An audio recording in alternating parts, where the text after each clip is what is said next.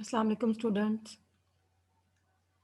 आज हमारा जो लो टेम्परेचर प्लाज्मा का नेक्स्ट टॉपिक है जो हम डिस्कस करेंगे वो है concept of temperature. Normally physics में भी हम टेम्परेचर के बारे में पढ़ते आए हैं, लेकिन प्लाज्मा में जब हम टेम्परेचर को डिफ़ाइन करते हैं तो हम इसकी जो डेफ़िनेशन है कुछ और तरह से यहाँ पे इसको डिफ़ाइन करते हैं।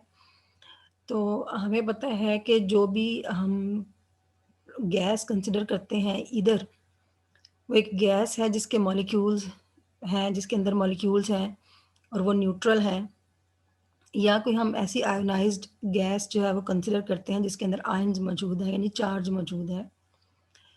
तो इन दोनों के केसेस में हम ये बात करते हैं कि गैस के अंदर जो भी कॉन्स्टिट्यूएंट पार्टिकल्स हैं उसके, ईदर दे आर न्यूट्रल और either they are charge particles. तो गैस के अंदर हमें पता है वो कंटीन्यूअसली, जब आप गैस को थर्मल इक्विलिब्रियम पे कंसिडर करते हैं, थर्मल इक्विलिब्रियम मीन आप उनको रूम टेम्परेचर पे कंसिडर करते हैं, तो जो गैस के पार्टिकल्स हैं वो एक दूसरे के साथ इंटरैक्ट कर रहे होते हैं, ठीक है? इधर वो चार्ज हों, इधर वो न्यूट्रल पार्टिकल हों। तो जब आप गैस का बिहेवियर देखते हैं, पहले भी पढ़ते हैं, तो आप ये देखते हैं कि सॉलिड और लिक्विड के कंपैरिज़न में जो गैस होती है, उसके जो गैस के मॉलिक्यूल्स होते हैं, वो रैंडमली मूव कर रहे होते हैं और फ्रीली मूव कर रहे होते हैं। तो इस मोशन के दौरान वो जो पार्टिकल्स हैं, वो एक-दूसरे के साथ कोलिजन भी करते हैं। तो हम ये कहते हैं कि गैस के अंदर जो उसके जो उसके कॉन्स्टिट्यूएंट पार्टिकल्स हैं, वो इंटरैक्ट करते हैं थ्रू कोलिजन, ठीक है? तो अब जितने भी हम पार्टिकल्स कंसिडर करते हैं किसी गैस के अंदर, ईदर दे आर चार्ज और दे आर न्यूट्रल पार्टिकल्स, तो वो डिफरेंट वेलोसिटीज़ के साथ मूव कर रहे होते हैं, ठीक है? अगर हम स्टार्ट में कंसिडर कर भी लें कि तमाम जो हैं वो फास्ट मूविंग पार्टिकल हैं, लेकिन जब वो इंटरैक्शन करते हैं, वो एक-दूसरे के साथ कोलिजन करते हैं, आपस में कोलिजन करते हैं और with the walls of the container जिसमें उनको कंटेन किया गया है, वो उसकी वॉल्स के साथ कोलिजन्स करते हैं, तो इन कोलिजन्स की वजह से उनकी डायरेक्शन और वेलोसिटी भी चेंज हो सकती है, ठीक है? तो जितने भी पार्टिकल्स हैं, हम उन्हें कंसिडर करते हैं कि वो डिफरेंट वेलोसिटीज़ के साथ मूव करते हैं, और अगर हम उसकी डिस्ट्रीब्यूशन चेक करें या हम देखें कि वो किस डिस्ट्रीब्यूशन को बेयर करते हैं, तो ऐसे पार्टिकल के लिए नॉर्मली हम मैक्सवेल बोल्ट्ज़मैन डिस्ट्रीब्यूशन जो है वो कंसिडर करते हैं, ठीक है? ये स्टैटिस्टिकल डिस्ट्रीब्यूशन है, हम स्टैटिस्टिक्स में पढ़ते हैं इसको, जो कि एक बेल शेप कर्व है जो कि आपकी डिस्ट्रीब्यूशन को रिप्रेजेंट करती है। आगे जब हम फर्दर मूव करेंगे तो वहाँ पे मैं आपको ये डिस्ट्रीब्यूशन कर्व जो है वो दिखाती हूँ। तो वो डिस्ट्रीब्यूशन कर्व आपकी क्या शो करेगी कि पार्टिकल्स की जो वेलोसिटी हैं वो एक मिनिमम वैल्यू से स्टार्ट होती हैं और उसके बाद फिर मैक्सिमम वैल्यू तक जाती हैं और फिर वो डिक्रीज़ होना शुरू कर देती हैं। तो यानी कि वेलोसिटी की वैल्यू जो है, जितनी भी वेलोसिटीज़ हैं उनकी एक रेंज है मिनिमम से मैक्सिमम तक। तो वो पूरी एक हम क्योंकि इंडिविजुअली हर पार्टिकल की जो वेलोसिटी है उसको एक्सप्लेन नहीं कर सकते, तो इसलिए हम पूरी जितने भी सिस्टम में पार्टिकल्स कंसिडर करते हैं उनकी वेलोसिटीज़ को किसी डिस्ट्रीब्यूशन से रिप्रेज़ेंट कर देते हैं, ठीक है? अब जो मैक्सवेल डिस्ट्रीब्यूशन है, वो हम कंसिडर करते हैं नॉर्मली, वो 3 डायमेंशनल डिस्ट्रीब्यूशन में डायरेक्शन में हम करते हैं। 3 डायमेंशनल डिस्ट्रीब्यूशन है ये, यानी कि अगर आप पार्टिकल की मोशन कंसिडर कर रहे हो एक्स, वाई और ज़ेड तीनों डायरेक्शंस में, तो हम ये 3 डायमेंशनल डिस्ट्रीब्यूशन लेते हैं इसको, मैक्सवेल बोल्ट्ज़मैन डिस्ट्रीब्यूशन को। बट यहाँ हम for the case of the simplicity, हम इसको सिंपली एक्सप्लेन करने के लिए यहाँ पे, क्योंकि हम टेम्परेचर को डिफ़ाइन करना चाहते हैं कि प्लाज्मा में हम टेम्परेचर को किन टर्म्स में डिफ़ाइन करते हैं, हम ये वन डायमेंशनल डिस्ट्रीब्यूशन फंक्शन लेंगे, ठीक है? एक ही डायरेक्शन में लेंगे। तो यहाँ पे जो मैक्सवेल डिस्ट्रीब्यूशन फंक्शन है, उसकी डेफिनेशन जो है, यानी मैथमेटिकल जो उसकी फॉर्म है, वो हमें नज़र आ रही है। ये आपका डिस्ट्रीब्यूशन फंक्शन है जिसको हमने एफ से रिप्रेजेंट किया है, ठीक है? और ये हमारे पास जो फंक्शन होता है वो इस तरह से एक्स्पोनेंशियल फॉर्म में होता है। ये यहाँ पे u जो है वो वेलोसिटी को रिप्रेजेंट कर रहा है, यानी वेलोसिटी डेविएशन को रिप्रेजेंट कर रहा है। आपके पास अगर कोई मीन वेलोसिटी है सिस्टम की, या एवरेज वेलोसिटी है, तो उससे जो डेविएटेड वेलोसिटी है उसको आप उनकी डेविएशन लेंगे मीन वेलोसिटी से या डिफरेंस लेंगे, तो उस वेलोसिटी को उसने यू से रिप्रेजेंट किया हुआ है, ठीक है। तो एफ डी यू आपका जो एफ यू है, इसको हम फंक्शन बोलेंगे यहाँ पे। और अगर आप लें एफ यू डी यू, इसको इस फॉर्म में लें,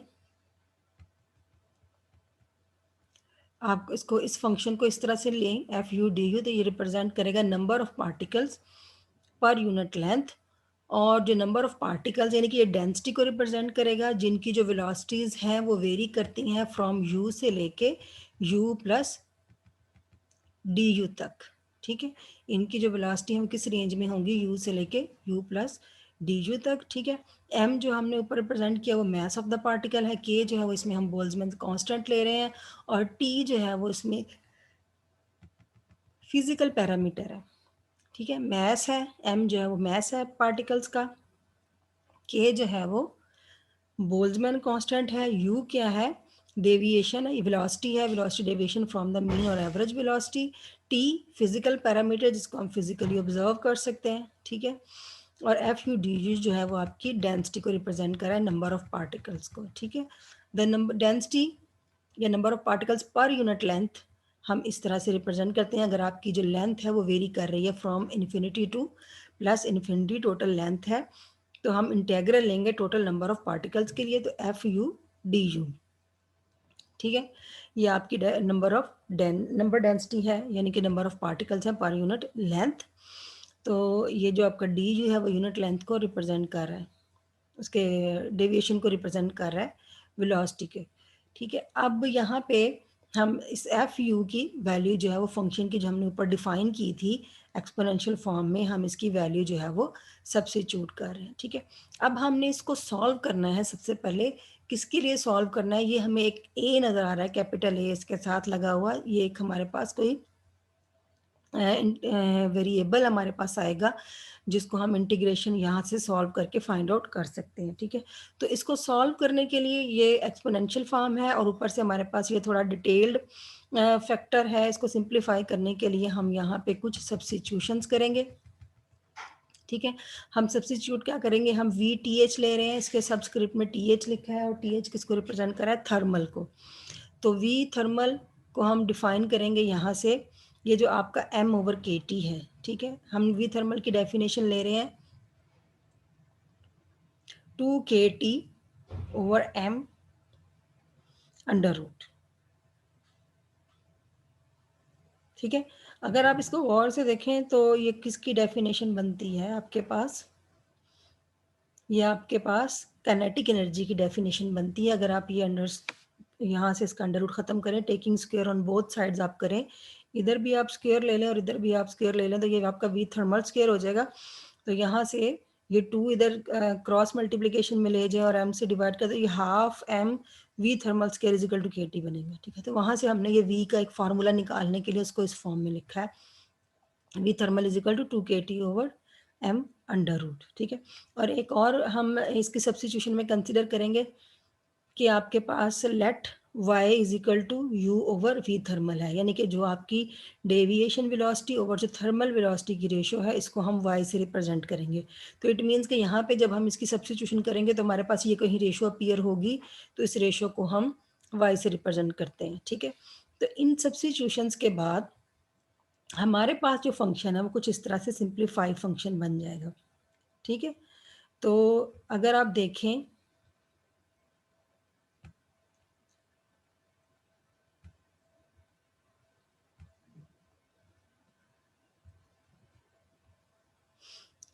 हम अभी यहाँ पे इसको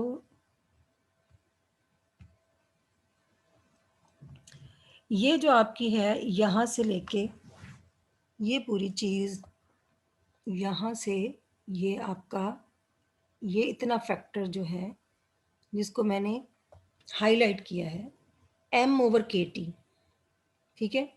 एम ओवर 2 kT बन रहा है, ये आपका एम ओवर 2 kT। तो यहाँ पे आपने लिखा है 2 kT over M under root, जो वो वी थर्मल के इक्वल है, ठीक है। तो वी थर्मल स्केयर किसके इक्वल होगा, यहाँ से अगर आप वी थर्मल स्केयर निकालना चाहें तो किसके इक्वल है, 2 kT ओवर एम। तो अगर आप m ओवर 2 kT निकालेंगे तो ये 1 ओवर वी थर्मल स्केयर बनेगा, ठीक है। यहाँ पे आपका आपका वी थर्मल स्क्वायर किसके इक्वल है, 2kT/m। तो अगर आप इसका रेसिप्रोकल ले लें, यानी कि आप 1/v थर्मल स्क्वायर करें, तो ये m/2kT, यानी कि यहाँ पे आपके पास ये सारे का सारा फैक्टर जो बन रहा है वो वी थर्मल स्क्वायर, यानी ये 2 भी इसके अंदर इंक्लूडेड है। ठीक है, तो यहाँ पे आपके पास जो टर्म बननी है एक्सपोनेंशियल में, वो आपके पास यहाँ जो आपके पास बननी है वो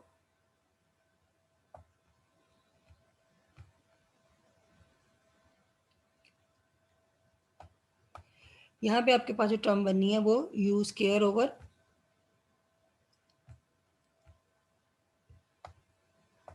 यहाँ मैं इसको डिफाइन कर देती हूँ।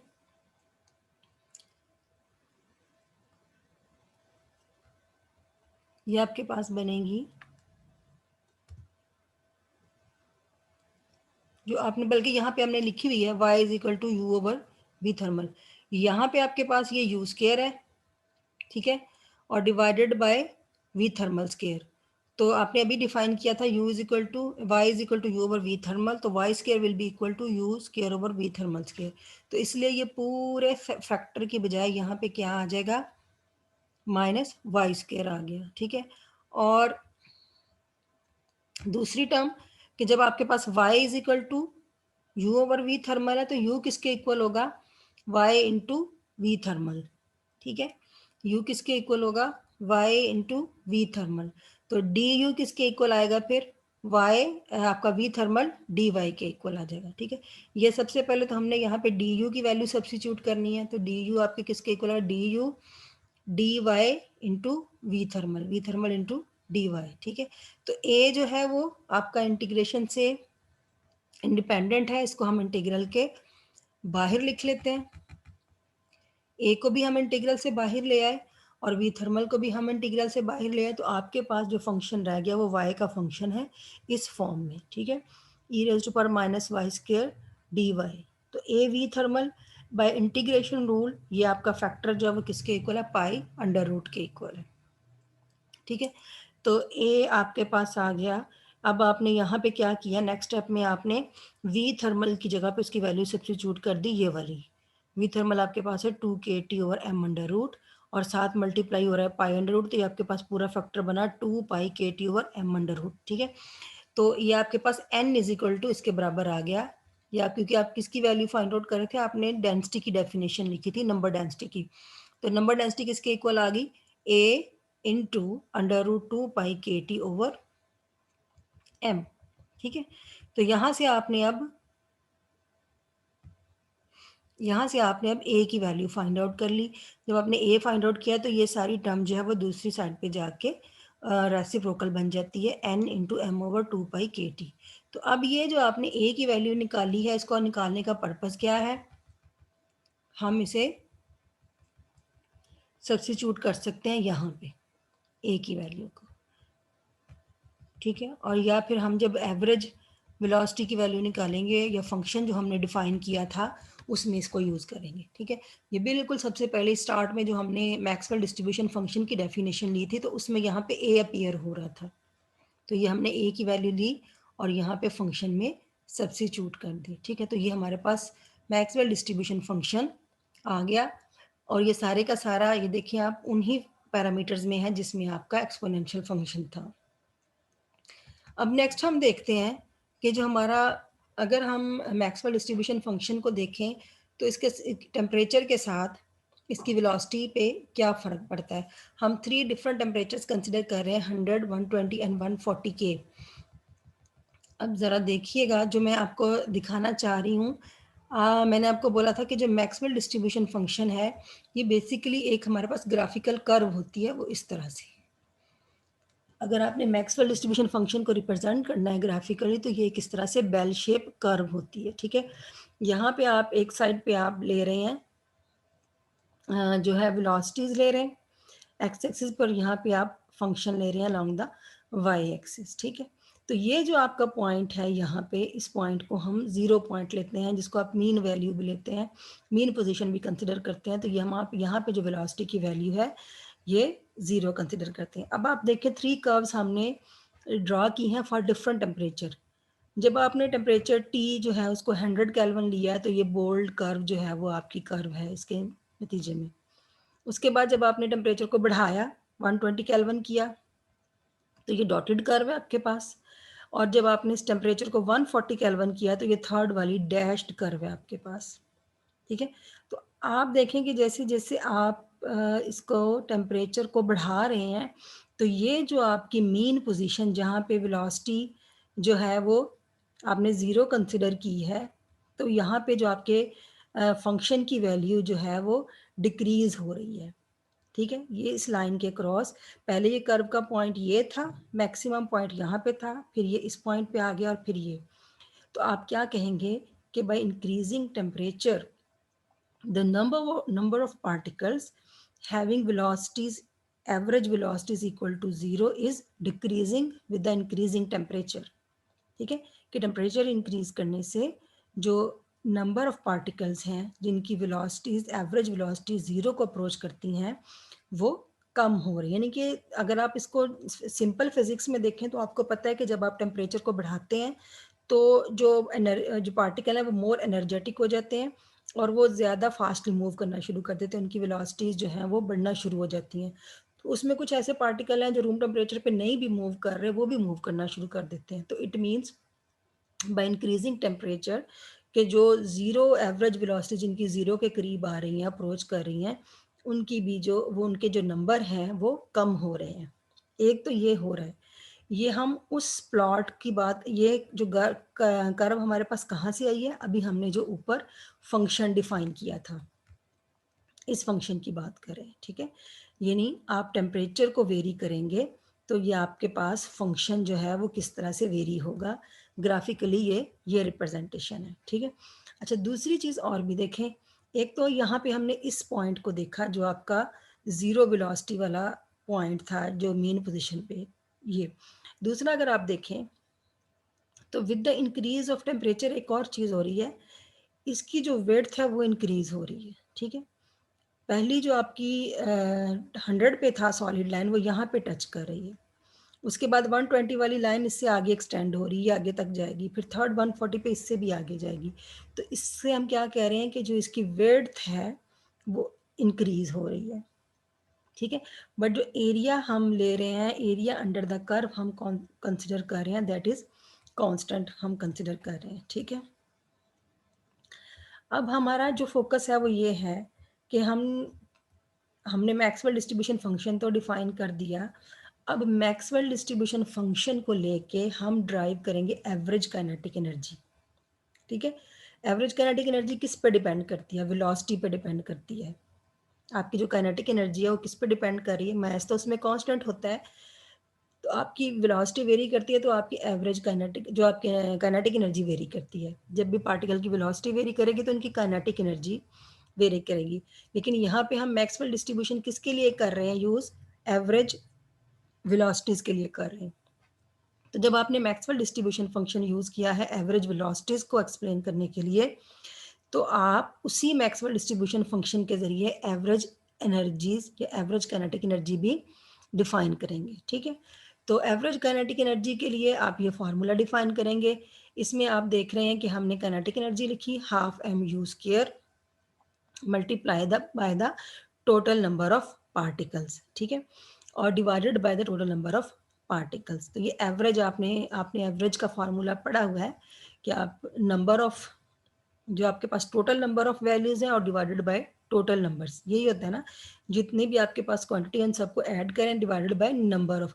तो यहाँ पे क्वांटिटीज़ का मतलब ये है कि सब पार्टिकल्स जितने भी आपके पार्टिकल्स हैं, सब की जो काइनेटिक एनर्जी का सम और divided by total number of particles, ठीक है? अब यहाँ पे हम एफ यू की वैल्यू सब्स्टिट्यूट करेंगे। अगेन जो हमने डिस्ट्रीब्यूशन फंक्शन डिफाइन किया था, ऊपर और नीचे डिनोमिनेटर में हमने सब्स्टिट्यूट किया a exponential minus half M U square over K T और नीचे भी हमने सब्स्टिट्यूट किया। अब हमने फिर से ये जो इंटीग्रेशन है इसको सॉल्व करना है, ठीक है? वो डेफिनेशन जो हमने पीछे यूज़ की थी उनको हम ज़हन में रखेंगे कि हमने वी थर्मल इसके इक्वल कंसिडर किया था और वाई इसके। तो अगर वो वैल्यूज़ आप सब्स्टिट्यूट करें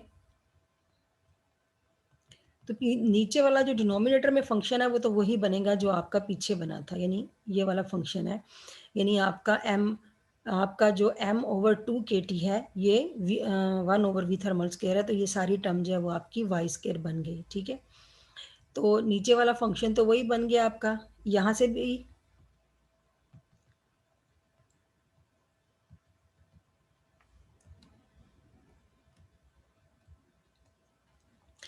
यहाँ ऊपर से भी आपका जो a है वो इंटीग्रेशन से बाहर आ जाएगा, इधर से भी a इंटीग्रेशन से बाहर निकल आया तो ये कैंसिल हो जाएगा। ठीक है, तो यहाँ पे आपका ये जो यहाँ पे जो डेफिनेशन आपकी बनेगी वही आपकी जो पहले पीछे मैंने आपको बताया, तो ये u square over v thermal square बनेगा, जिसको आपने क्या कहना है, वाई स्क्वायर कहना है। ठीक है, एक्सपोनेंशियल वाई स्क्वायर, और डी यू की जगह पे क्या आ जाएगा, वी थर्मल डी वाई।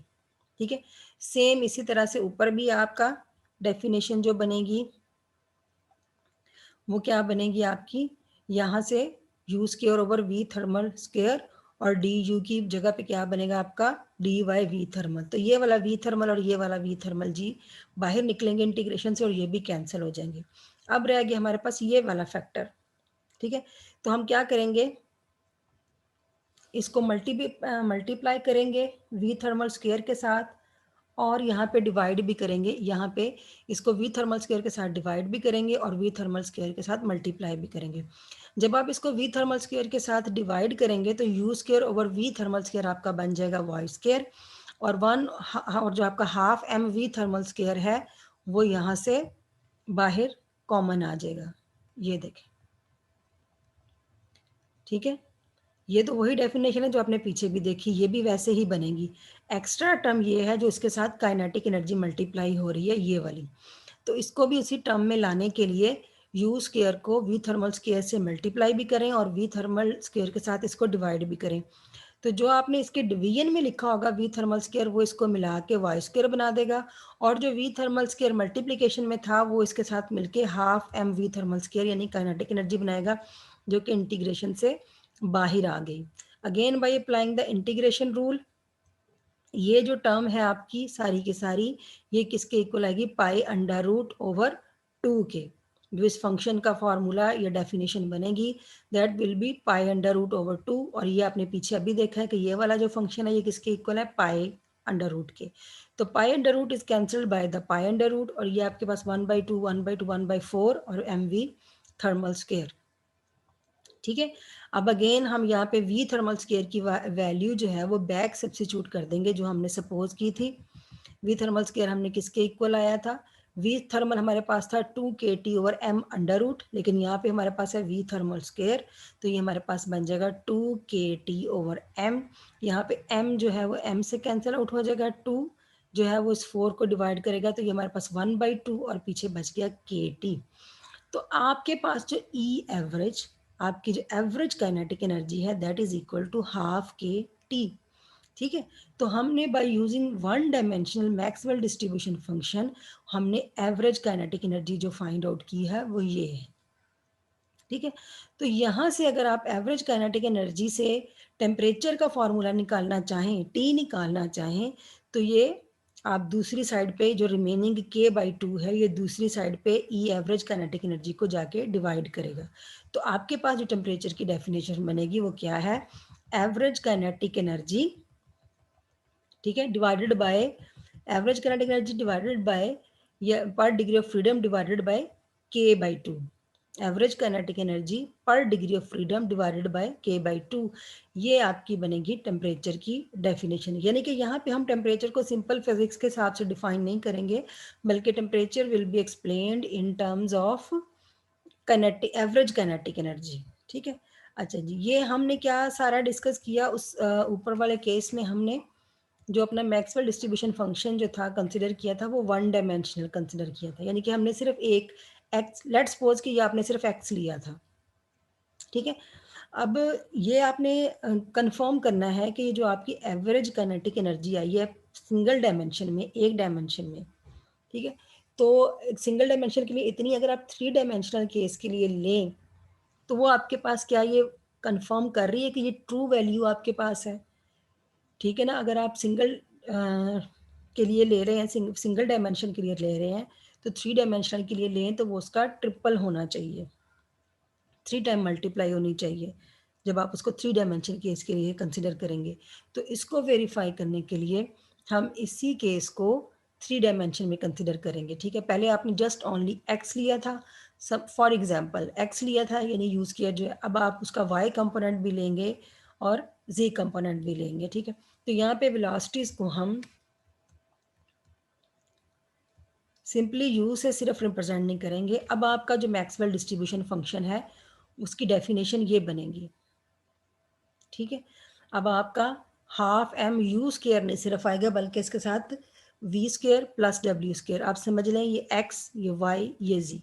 तो आपका जो फंक्शन है अब मैक्सवेल डिस्ट्रीब्यूशन फंक्शन, वो सिर्फ फंक्शन ऑफ यू नहीं है बल्कि ये फंक्शन ऑफ यू, वी और डब्ल्यू है। और यहाँ पे भी ये आपके तीनों जो है वेलोसिटीज अलग-अलग से आपको नज़र आ रही हैं, ठीक है। तो जैसे आपने पीछे डिफाइन किया था एन को आपने लिया था N is equal to integral F U D U, लेकिन अब आपके पास 3 वेरिएबल्स हैं, 3 डायमेंशन हैं, तो इसलिए आपके पास 3 इंटेग्रल्स आए और आपके पास एफ जो है is the function of U, V and W. तो आपके पास डिफरेंशियल भी 3 आएंगे क्योंकि आपके इंटेग्रल 3 हैं। तो आप इसको जब इंटीग्रेशन करेंगे तो with respect to D U, D V and D W करेंगे, ठीक है।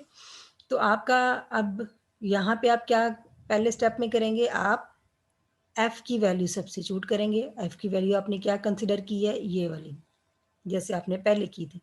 तो आपने बी की सब्स्टिट्यूट किया, वहाँ पे कांस्टेंट आपने ए लिया था, यहाँ पे आपने कांस्टेंट बी लिया है। तो फर्स्ट स्टेप हमारा क्या होगा, इस कांस्टेंट को डिफाइन करना। जैसे आपने वहाँ पे ए की वैल्यू फाइंड आउट की थी, यहाँ आपने बी की वैल्यू फाइंड आउट करनी है, ठीक है। और बी की वैल्यू फाइंड आउट करनी है तो आपने ये सारी की सारी सब्स्टिट्यूट किया। अब आप देखें ये फंक्शन जो है वो आपका इस तरह से आएगा, ठीक है। अब आपके पास क्योंकि ये 3 फंक्शन है, 3 इंटेग्रल्स हैं और 3 ही इनके डिफरेंशिएटर हैं, D U D V W, तो आप इसको सेपरेट करके लिख लें अलग-अलग। बी तो इन सब के साथ मल्टीप्लाई हो रहा है, बी को एक दफ़ा लिख लिया, तो पहले आपने यू के हिसाब से इंटीग्रेशन वाला फैक्टर अलहदा से लिख लिया। आपने क्या किया, बी तो साथ आ ही रहा है, आपने इंटेग्रल लिया, एक्सपोनेंशियल लिया माइनस हाफ, क्योंकि ये एक्सपोनेंशियल अब सबके साथ मल्टीप्लाई होगा, हाफ एम ये इसके साथ you square over K T into D you. Simply आपने इसको मल्टीप्लाई किया, एक्सपोनेंशियल आप ये वाला ले रहे हैं minus half M U square over K T, क्योंकि ये के टी इन सबको डिवाइड कर रहा है, मल्टीप्लाई बाय डी यू। अब सेकेंड फैक्टर लिखना है, integral exponential minus half M V square over K T into D V, ठीक है। इसी तरह अब आपने थर्ड इसका लिखना है, exponential minus half M W square over K T into D W, ठीक है। तो ये आपके पास अलग-अलग डेफिनेशन बन गई। अब एज इट इज़ आपने जो पीछे डेफिनेशन ली थी वही डेफिनेशन आप इस पे लगाएंगे। ये इसको सॉल्व करने के लिए हम बजाय इसको सॉल्व करने के डायरेक्टली पीछे देखें आपने क्या वैल्यू लगाई थी, आपके पास ए की क्या वैल्यू निकली थी, ये आपके पास ए की वैल्यू थी, लेकिन आपके पास जो नंबर डेंसिटी निकली थी वो ये निकली थी, ठीक है। आपके पास जो नंबर डेंसिटी निकली थी वो ये निकली थी 2 pi K T over M, ठीक है। किसके लिए, इस वाले आपके फंक्शन के लिए। तो सिमिलर यही वाली वैल्यू जो है वो हम आगे यूज़ करेंगे, क्योंकि अभी सिर्फ हमने डायमेंशन चेंज किए हैं, बाकी सिस्टम आपका वही है। तो ये देखें, जब आप इस फंक्शन को सॉल्व करेंगे तो आपके पास 2 pi K T over M आएगा, ठीक है। इसी तरह जब आप इसको सॉल्व करेंगे तो इसका 2 pi K T over M, इसी तरह जब आप इसको सॉल्व करें तो इसका 2 pi K T over M. तो बी आपका क्या आएगा, to pi K T over M. और अब वन, या आपको जो अंडर रूट होता है इसको आप 1/2 की फॉर्म में भी लिख सकते हैं आप, क्योंकि तीनों प्रोडक्ट आ रही हैं तो ये क्यूब की फॉर्म में आ गया। तो बी आपका ये 2 pi K T M into raise to power 3/2 आ गया, ठीक है। तो बी आपका किसके किसके इक्वल आया, बिल्कुल इसी तरह जैसे आपने पीछे किया था। बी निकालने के लिए आपने एन, और ये दूसरी टर्म जो है दूसरी साइड पे जाके इस तरह से इन्वर्स होगी, तो m/2π/kT। ठीक है, तो जैसे आपने उसमें पहला स्टेप किया था, आपने ए की वैल्यू निकाली और फिर उसको फंक्शन में सब्स्टिट्यूट किया, इसी तरह यहाँ से आपने बी की वैल्यू निकाली और उसको आपने फंक्शन में सब्स्टिट्यूट कर दिया। तो ये आपका जो फंक्शन था, जो इक्वेशन थी, उसमें हमने इसको सब्स्टिट्यूट किया, तो आपका एफ, ये जो फंक्शन है, जो कि फंक्शन ऑफ 3 वेरिएबल्स है, वो आपका ये आ गया। ठीक है, इसमें आपने यहाँ पे बी की वैल्यू सब्स्टिट्यूट कर दी। ठीक है, अब उसमें आपने एक सिंगल डायमेंशनल फंक्शन आपने डिफाइन किया और उसी सिंगल डायमेंशन फंक्शन से फिर आपने एवरेज काइनेटिक एनर्जी जो है वो डिफाइन की। अब हम जो है वो 3 डायमेंशनल कंसिडर कर रहे हैं केस, तो 3 डायमेंशनल हमने फंक्शन डिफाइन किया, तो अब आपने जब इसकी एवरेज काइनेटिक एनर्जी निकालनी है तो भी हम 3 डायमेंशन में निकालेंगे।